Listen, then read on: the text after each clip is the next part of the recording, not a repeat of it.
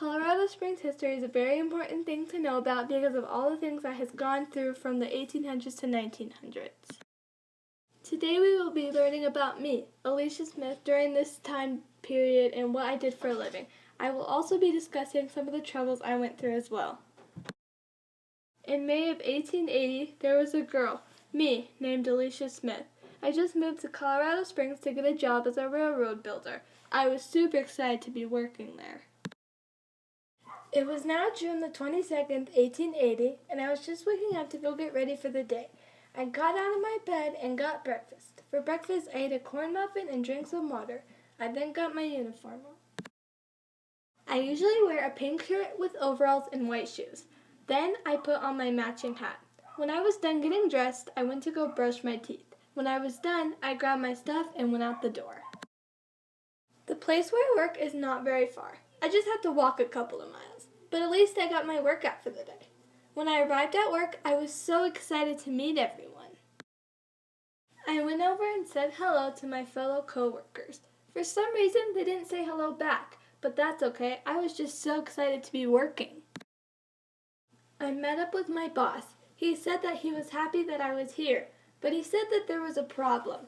The railroad that my co-workers and I have to build has to be really long so that other people can come visit Colorado Springs.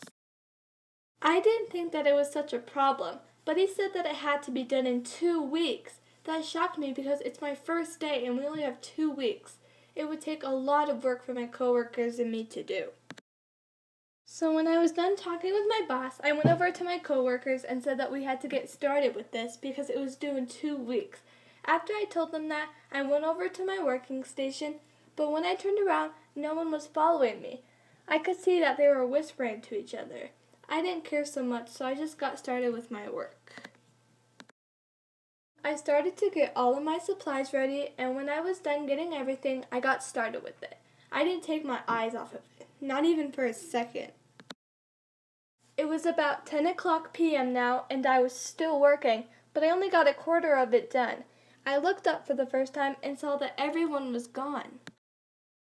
It was pitch black outside, and so I thought that I should stop for the day. I left everything there until tomorrow. I grabbed all my things and I started to walk back home.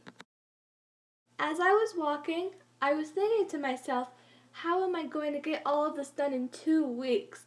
I thought about it for a little while until I got home.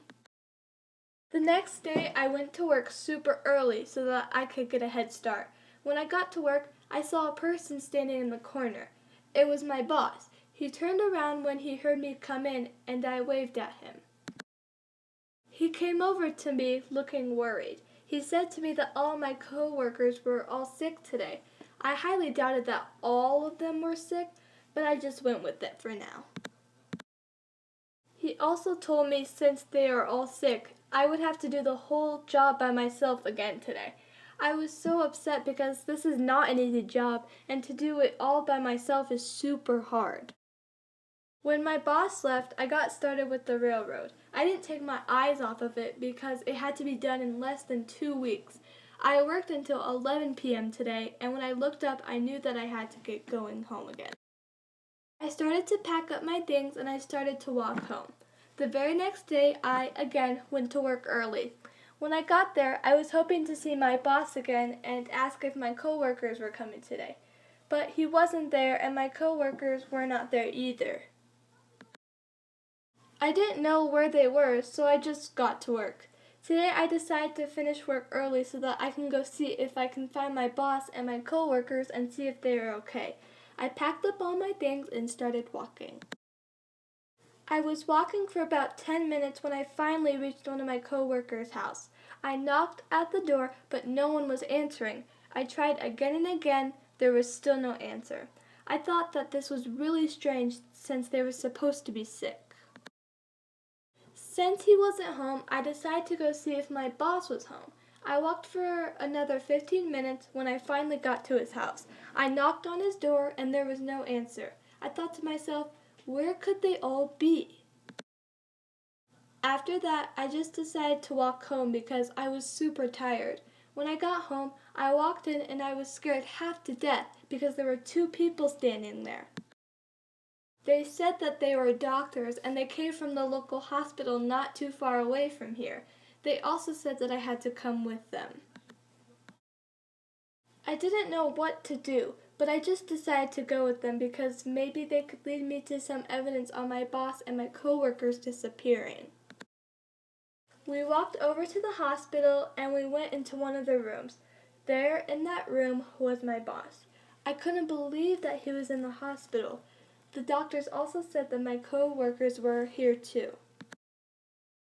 I thought that they were just messing around, but clearly they were not. I asked what was wrong with them, and the doctor said that they have a very serious illness that had to be taken care of as soon as possible. Since my co-workers were sick, I just assumed that they were not going to be able to finish the railroad with me, which meant one thing. I had to do the whole thing by myself. The doctor said I had to leave now, so I wished all of them good luck. Once I did that, I left the hospital and walked back to my working place. A week flew by really fast, but good thing I was almost done. I was on the finishing touches and then I finally got my first job done. I was so excited that I got it done all by myself. When I was done, I went back over to the hospital to tell my boss. I told him when I got there and he was really proud. Now all of those new people can come to Colorado Springs. I was about to leave, but my boss stopped me. He said that since I was done, he had another job for me. But the catch was that it was in another part of the city and it would take way too long to walk there. I was confused, but then he said that I had to move. I didn't want to move. I liked my place where I lived now, and besides, I just moved in. But I listened to my boss anyways. I left after he said that and I walked home thinking about this whole thing. I decided what I was going to do. I was going to move. I had no other choice because I had to listen to my boss. I packed my whole house that day because I have a really small house. The next day I went to my new house. When I got there, I noticed it wasn't the nicest, but it will have to do since I will probably have to move again. I finished dropping my stuff off and I went to go check out my new workplace. I had to admit, it was really nice. It was much nicer than the other one, so I figured maybe this wouldn't be so bad after all. Anyways, that is my story about how Colorado Springs showed adventure for me.